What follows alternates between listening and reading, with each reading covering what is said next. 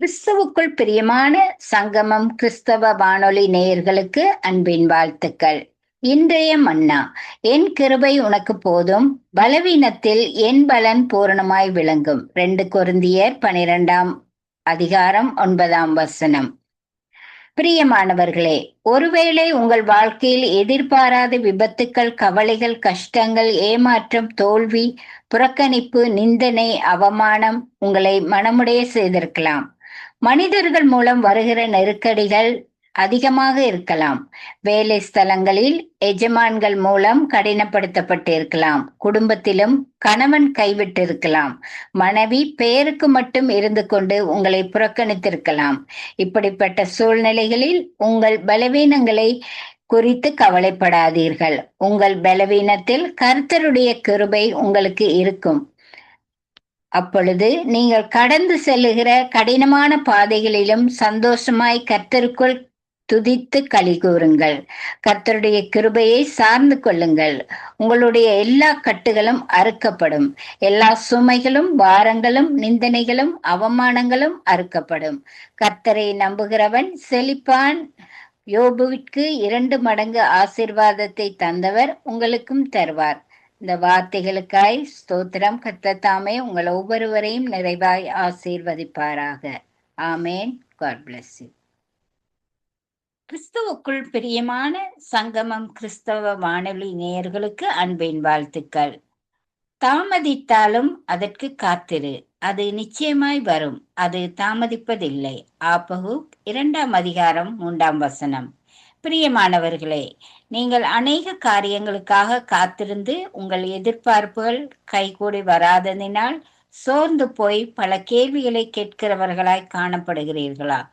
கர்த்தர் உங்களை பார்த்து கூறுகிறார், தாமதித்தாலும் அதற்கு காத்திரு.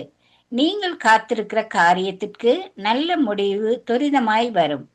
தாவீதை பாருங்கள். கர்த்தருக்காக பொறுமையுடன் காத்திருந்தார். அவர் என்னிடமாய் சாய்ந்து என் கூப்பிடுதலை கேட்டார். பயங்கரமான குழியிலும் உளையான சேற்றிலும் இருந்து என்னை தூக்கி எடுத்து என் கால்களை கண்மலையின் மேல் நிறுத்தி என் அடிகளை உறுதிப்படுத்தி நமது தேவனை துதிக்கும் புதுப்பாட்டை அவர் என் வாயிலை கொடுத்தார் என்றார். அவரைப் போல கர்த்தருடைய விடுதலைக்காக பொறுமையோடு காத்திருக்கிற உங்களுக்கு ஒரு அற்புதத்தை செய்து உங்களையும் துதித்து பாடும்படிக்கு கர்த்தர் வைப்பார். உங்களை காத்திருப்புகளை கர்த்தர் கைகூடி வரச் செய்து உங்களை மகிழ பண்ணுவார். கவலைப்படாதீர்கள்.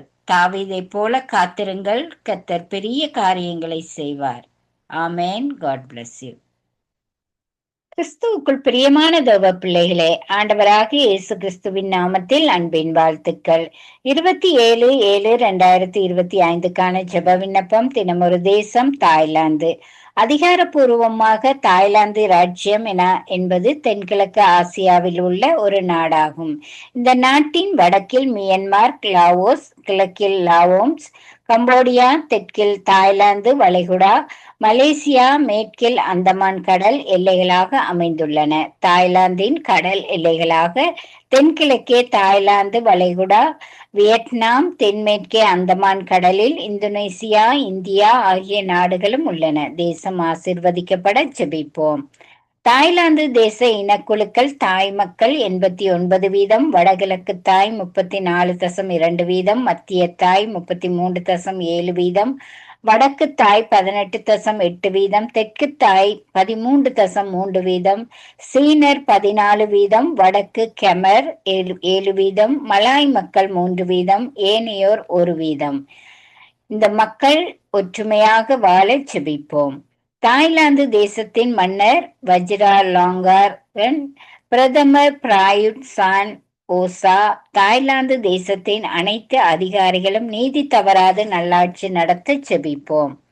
கம்போடியாவின் இராணுவ நிலைகள் மீது தாய்லாந்து விமானம் மூலம் தாக்குதல் நடத்தியுள்ளது. வியாழக்கிழமை காலை முதல் இரு நாட்டு இராணுவ வீரர்களுக்கிடையே துப்பாக்கி சூடு நடந்து வருகிறது. கம்போடியாவின் இராணுவ தளத்தின் மீது வான்வெளி குண்டுவீச்சு நடத்தியதாக தாய்லாந்து தெரிவித்துள்ளது. யுத்தம் நிறுத்தப்பட, ஜனங்கள் பாதுகாக்கப்பட ஜெபிப்போம்.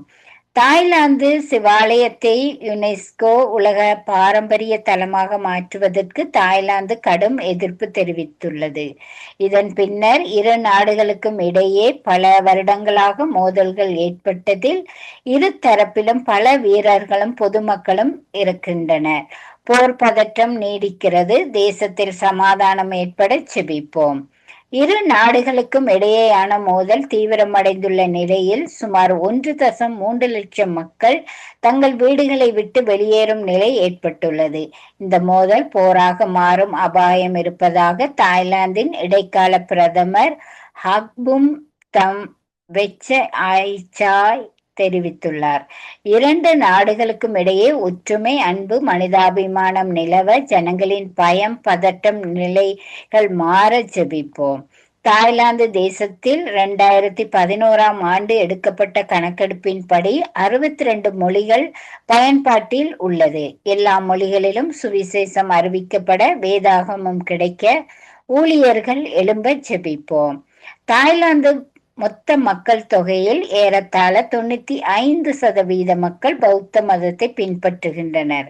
இங்கு 4000க்கும் மேற்பட்ட புத்த கோவில்கள் உள்ளது.